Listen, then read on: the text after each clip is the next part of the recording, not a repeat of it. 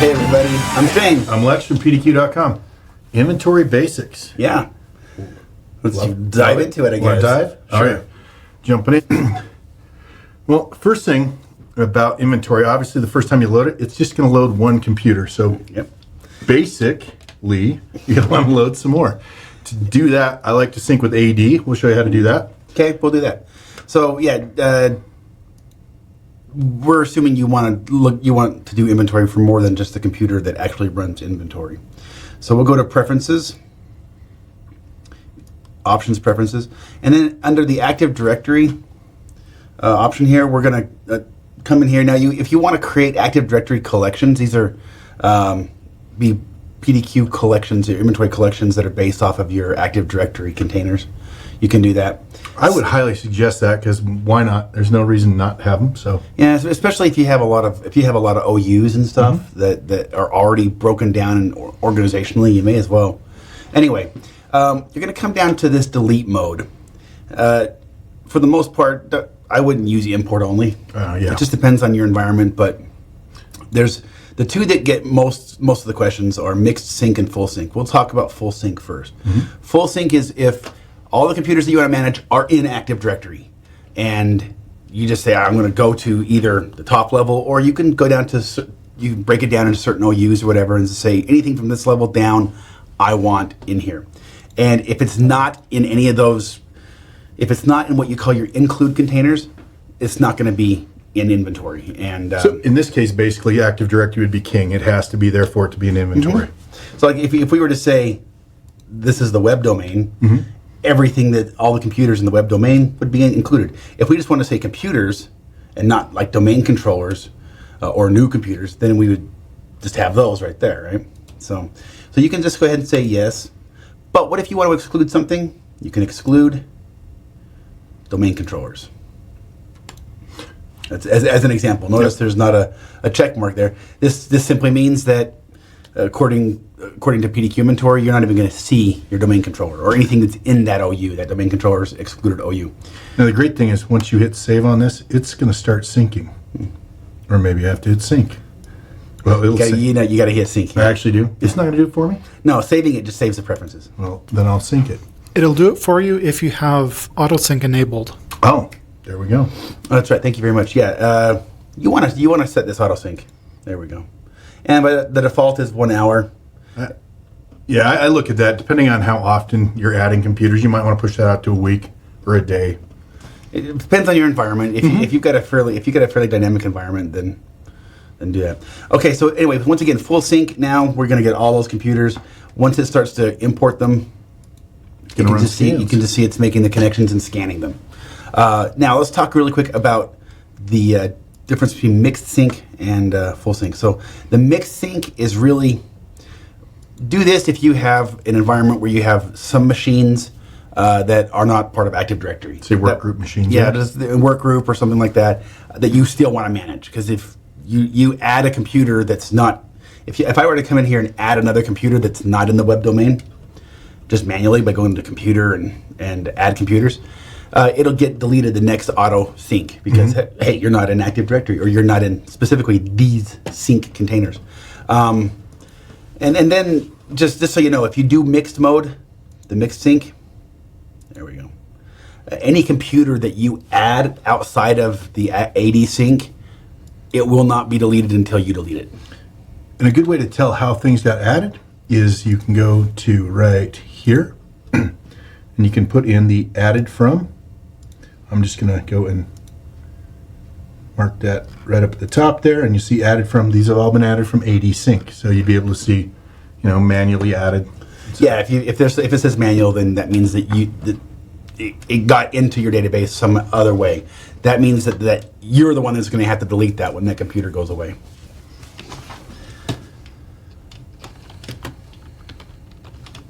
There we go. We'll just add not real. It's not going to find it. It's not there, but I'm still going to add it. There it is. We're not real. Added by name there. Yep, there you go. You're going to get rid of that one, are you? The sync will take care of it. And I'm going to, oh, you know what? You said that is fixed, huh? Oh, Lex. Love it. Anyway, so Lex, while I go ahead and fix your mistake. Why don't you go ahead and tell them about, there we go, I'm going to undo that. Credentials. Yes. So here's the cool thing about both products, PDQ Inventory, PDQ Deploy, especially inventory, are the credentials that you're going to use. So we'll come back over here, do options, and there's credentials. We've got the one set, Quintana. This is the one that was set up default when we installed this. In this case, it's a domain admin. It is a domain admin, but you might have another domain that you want to sync up and you want to add a new user there. Go ahead and select your domain, type in the credentials, and any computer that is imported from that Domain with those credentials. yes, it will say, okay, so this is, it stores the account. In this case, Quintana's done everything. But if we were to add another account for another domain, How about I add a local? and import a computer from that. Whatever credentials you use, that's going to be the credentials that are set as the scan user of that target, of those target computers. There are some times, notice that Vincent here does not need to have a domain because it's a local account. I probably should have put a note on that is local account. Yeah. Because you can have many different local accounts. Yeah. Actually, we've got a lot of customers that just say, hey, we don't have these things in a domain. They're just, every little remote office has a little work group, and I need to be able to get to those. And I'll look at their credentials, and they literally just have a bunch of administrators or something, whatever their administrative account is, but the passwords are all different. So they have to say, okay, I'm using these credentials for scanning these machines in this remote office. Now, I'm going to make a plug for Laps. It's beyond the scope of this webcast, but adding Laps, we got videos on it. It's a very secure way to do it. Microsoft suggests it, and as a matter of fact, I do too. Yeah. So Laps is important if you're going to use those local accounts for sure. Anyway, notice I'd mentioned. Let's lose this out of the way. Okay, I'm going to right click on Mr. Meeseeks. See that select scan user? So right now it's Quintana. If I want to change, in other words, whenever we scan this computer, it's going to use whatever the scan user credentials are for that. If you want to change that to Vincent, you would just choose whatever you list in there. Mr. Meeseeks will now be scanned from here on out. It'll try to connect as, in this case, Vincent. do you think I typed the password correct? Let's find out. I'm not taking that bet. Not gonna take that. Oh, hey. Not when you're the one typing. Maybe. Could it be? While that's going. Don't hold your breath. Yeah. Do hold you your have a breath. question? Dear Shane and Lex, is there an easy way to report all Windows 7 computers that have less than 50 gigabyte of hard drive space? Sincerely, Dustin. Yes. Unless there's a bug. I'm assuming that maybe that was the Is it a trick question? Yeah. Sure. There's if you want to find out those that are just less than 50, you can actually use a collection. If you want to see what the actual number is between 0 and 50 gigabytes of free space, then you would use a report. Hey, when I'm making collections or reports, I like to think of these as tables over here. And I went into disk drives, and you can see right here, down at the in the bottom window. Logical. Yeah, free space 326 gig. Okay, so now because I know where that exists, I can build a collection off of that, build a report off of that. Yeah. So You want to do it? sure, why not? Let's do it. So we'll go to a new collection once again, and because you can easily create a report off of this, but this will be, What was that shortcut you did? Less than 50 gig. less. What was that? What was your What was, that? keystroke What was that you what was did? your keystroke? What was your shortcut? Oh, I'm sorry. Control N. Okay. It magically What did you do? appeared. What happened? Less than. I don't know if we have anything less than 50 gig, but we'll find out. Oh, we do. Do we? Oh, yeah. Okay. So we'll just say it was Windows 7, right? So we're going to come over here to computer. Pardon me. OS. We'll just do OS. That's 7. I don't know if we have any 7s that are less than that, but That's good. I don't even know if we have any Windows 7 anymore. Nope, I don't think so. Not in here. I think we do. I'm pretty sure we do. Anyway, then you'll come over here to create a new filter. And this one's going to be logic. Let's go disk, Logical disk. logical disk, device, free space in gig. less than 51. Since we're doing this in gig, less than 51. That should take care of it for you. Oh, it looks like we do have some. So that's easy. Now, once again, if you wanted to actually show this, show what each one had, then you would go to report. Then you use a report, and you would not use a collection. Yep, free space is 16 gig on Snuffles. Good. Anyway, that's how you do hopefully that answers the question. Oh, I think it did. Rock on. Do we have another question? Or do you want us to keep going? Hey, Shane and Lex, how does inventory know when a PC has gone from an offline to an online state? Sincerely, Tom. Hey, Tom. There's a couple of different mechanisms that we use to determine that. The most common one is called the heartbeat. And the heartbeat is nothing more than a ping. It's an ICMP echo request that we send out to all the computers in inventory. And the default time is 300 seconds or 5 minutes. Every 5 minutes we start pinging everything. And if it responds to a ping, and we do have a hard-coded timeout of 1 second, so it's 1,000 milliseconds, it's got to return. If it returns in that time, then it's online.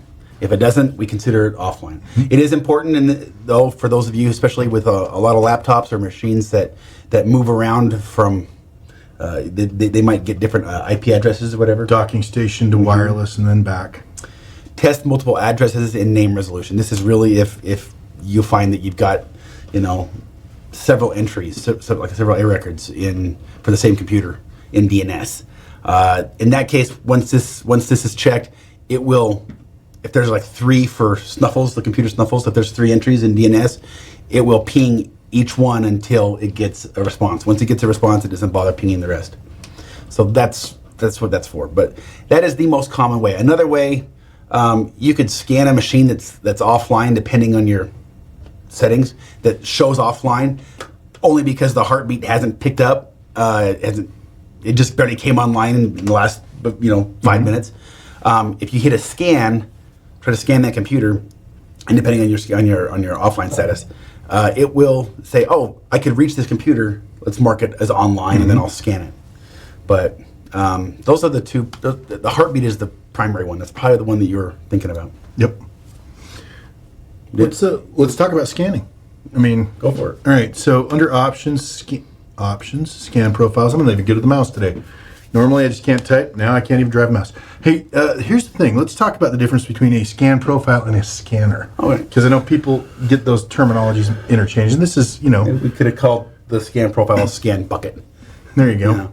A profile is effectively it's a container that holds scanners. Right? So I'm going to open the standard scan profile, and in it are all the scanners. And these are the scanners that we've added. There's a few, obviously, that aren't in here because those are ones that usually require some type of customization. Registry, WMI, and files and directories. So basically, the standard scan profile contains all of the regular scanners. A really popular one, like applications, which I think people should use this most of the time. Applications, notice we only scan for hot fixes, the computer details, and the actual applications. In other words, it's not running disk drive, it's not looking at services, it's just saying, hey, I'm just effectively looking at applications. So it's truncated, down from the larger scan, and it's faster, and that's the one you want to run after you've done a deployment, just to update your applications. Yeah. In fact, now that you mention it, since you're using inventory, you're most likely using deploy as well, and you can in deploy. We want to deployments. I think either that or performance deployments. Yep. Notice the scan after deployment. We have that checked, and which profile do you want to use? Which scan profile? We choose applications. By default, it will take whatever is the default scanner in inventory. So you want to change that. Now, another thing about scan profiles is when do they run? Can you schedule them to run? Yeah, you can. You do that, triggers. Anytime you set up a schedule before it, it's basically the same thing. You can run it on intervals, you can run it daily. Personally, I like this when the scan age is, because it doesn't require a machine to be online on Friday. It doesn't require it to, so when it attaches to the network, if it's been more than, in this case, 7 days, scans It'll gonna get run. scanned. And now, what if this computer is offline at this time after 7 days? Does it wait another 7 days? No. Once the computer's, we attempt to scan it, we make a note of that. When that computer comes back online and Heartbeat finds it and it's then changed to online, we say, okay, are there any profiles that have this trigger of scan age? Yes, there is. Oh, is it over 7 days? Yeah, it'll immediately get this. Like right after we move it online, then that computer will get this standard scan profile pushed out to it. Absolutely. Before you shut that down, you can also limit this to run against collections you've made. So if you built a custom scanner that only needs to run against your accounting machines or your test machines, you can put that in here, link to a collection. Mm-hmm. So we can link this to we'll just do Microsoft Office since it's near to hand. We could say that now this only affects the schedule. Mm-hmm. You can still scan this scan profile against machines that aren't in that collection. It's just based off of when that schedule, in this case the scan age hits, it will only go for these computers that are in this collection. Yep. Cool. So you can build your own scan profiles and build your own scanners. Absolutely. We highly recommend it. In fact, the registry is a huge one. Files and directory, you want to find out where certain files. I like to go scan the network for all the music out there, cherry pick what I like, and then erase them. Hey, there's some perks to being a sysadmin. That is true. That is true. Are there any? Do you guys? What we can go into some collections, or if there's another question? Let's go with a question if we got one. Okay. All right. So there's two types of. Well, there's really one type of collection that everybody uses, and that's dynamic. But there is a static collection and some other special collections as well. But Now, I will say this about static collections. They're great to build a static collection if you're building a group of test machines to test like deployments against. Build that static collection because those aren't going to change, and if they're going to change, you have to do it. Now, So- beyond doing any extra work, yeah, a static collection is just simply one where you literally say, "I want these computers in here," and that's it, and say okay, and then this. so yeah, check it out. I see you've been learning from the Lex School of Building this new Dynamic collection. Collections. And there it is right there. It's great. If like you had mentioned, you have a group of test computers. You can grab some computers, maybe from one from or two from each different business unit, and anytime you do a test or something, then you have those right there. But the most popular one is definitely a dynamic collection, and the dynamic collection is where you specify the criteria that you want. Something like, systems with Firefox or something. Okay. And that way you're not saying add this computer always. It's just add any computer that has an application name That contains Firefox. Now, let me ask you, Shane, is contains the best use in this case? I mean, there's a lot of different comparisons. That's great. I actually like it will work.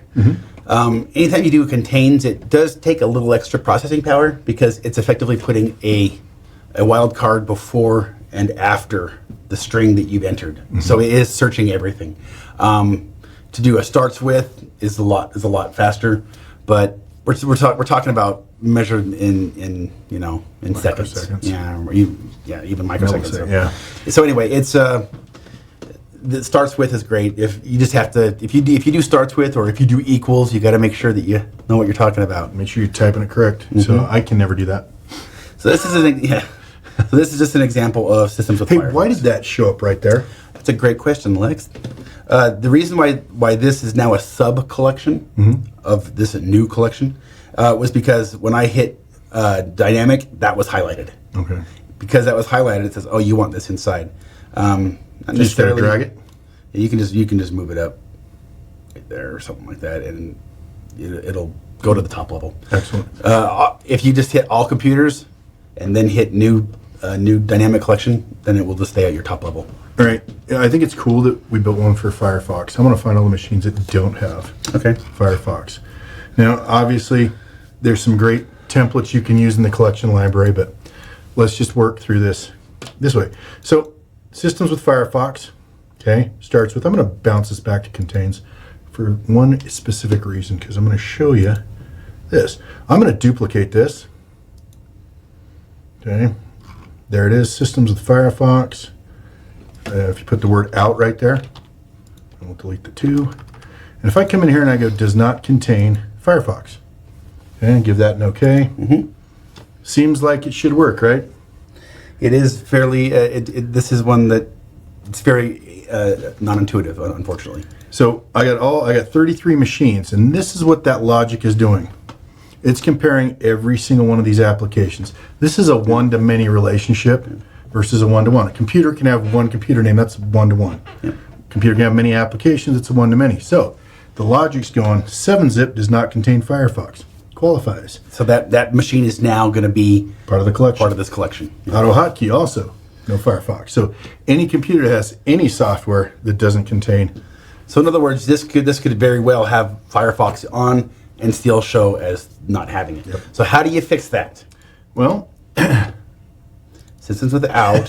what you do is consider this a container. Go find the ones you need. Go find the machines that contain an application that have Firefox. Think of that as a container, and then return me not any or not all of the ones that are in there. Change this grouping filter here to not any. And that will then give you everything that does not have Firefox. It is important, though, you can also do this. Notice there's a bunch of computers here that don't have scans that effectively don't have much of inventory at all, like Rip Inkle. That's been off. Doesn't have anything. No, there's no applications. Yeah. So it does match that. So I actually like to do this with the systems without an application. I like to add an extra filter.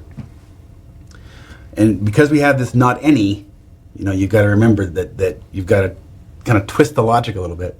Not any, we're just going to come over here to computer and say never scanned. So don't show us any computer that has Firefox, no computer that contains Firefox, and no computer that has never been scanned. Not any is a logical or, right? Yeah, Effectively.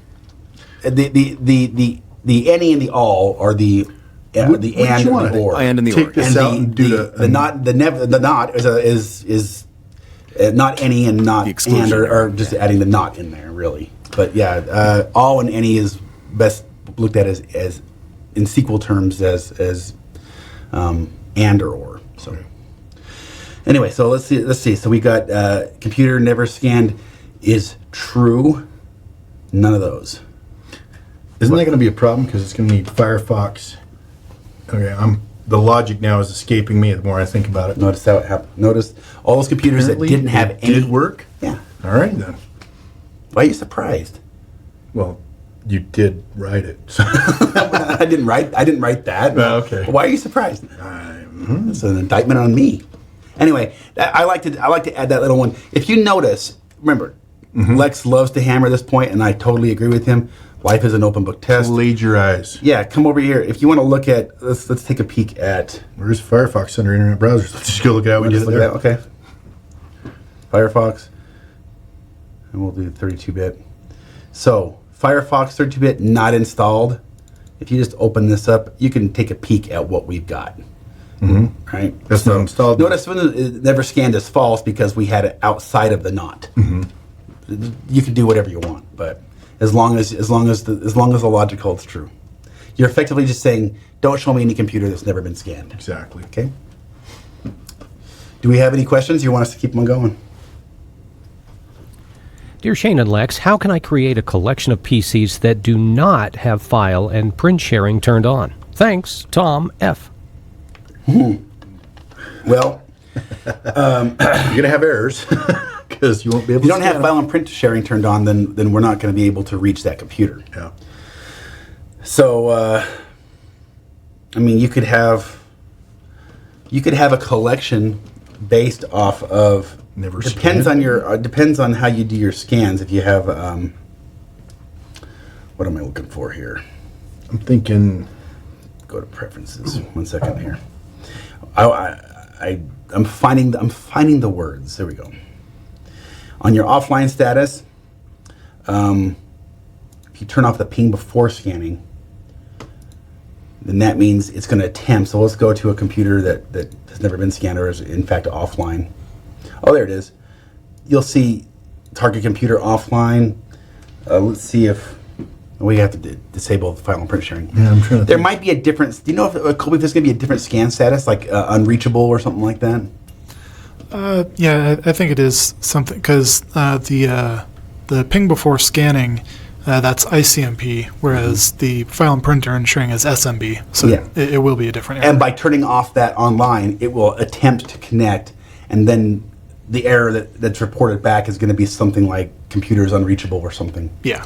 I believe. You can build a collection saying, show me all the computers where the scan status is that. And that would get you near the mark. But remember, in order for us to even scan it, we have to have file and print sharing enabled.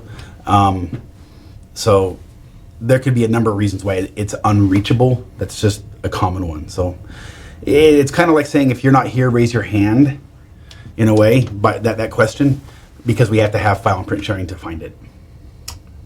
I also want to show this has nothing to do with that question. I just love this. Okay, give me a any machine. I right click, new dynamic collection under applications, puts the filters, builds a collection for you. I like that.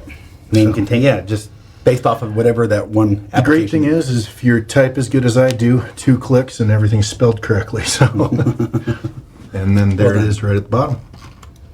There it is. There it is. Cool. So, Yeah, any more questions? Hey, Shane and Lex, can we create 2 collections in one filter? I meant dynamic collection. Anonymous. Can we create 2 collections? Create 2 collections in one filter. I'm not sure what. I'm usually pretty good at divining what somebody is saying. Can we create 2 collections in one filter? you put 2 filters in one collection. Can I? Yeah, is that what you're? I don't know. Is that what you're talking about? One filter?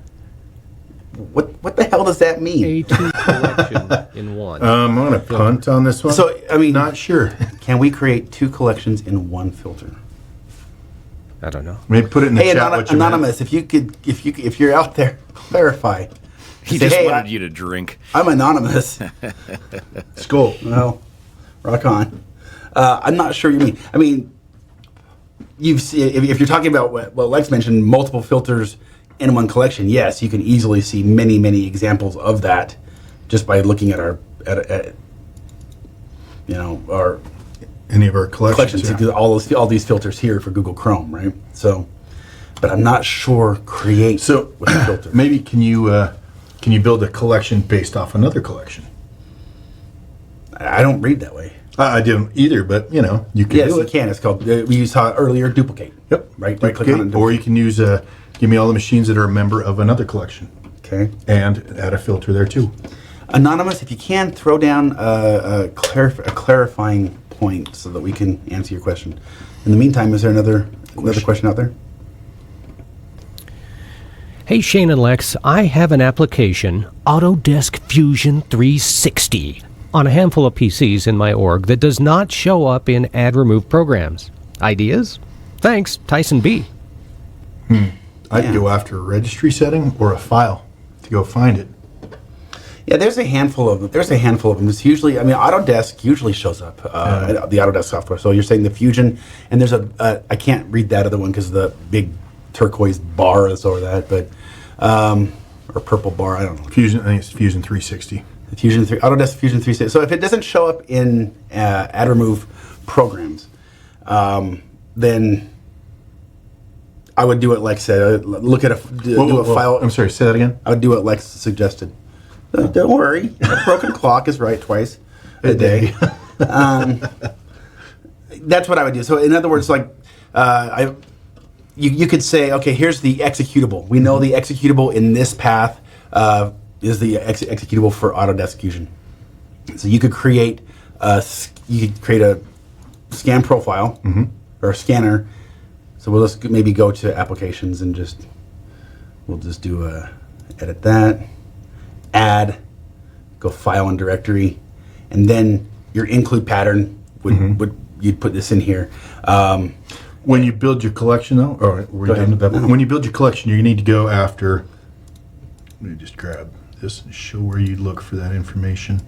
You'd look for that information under files and directories.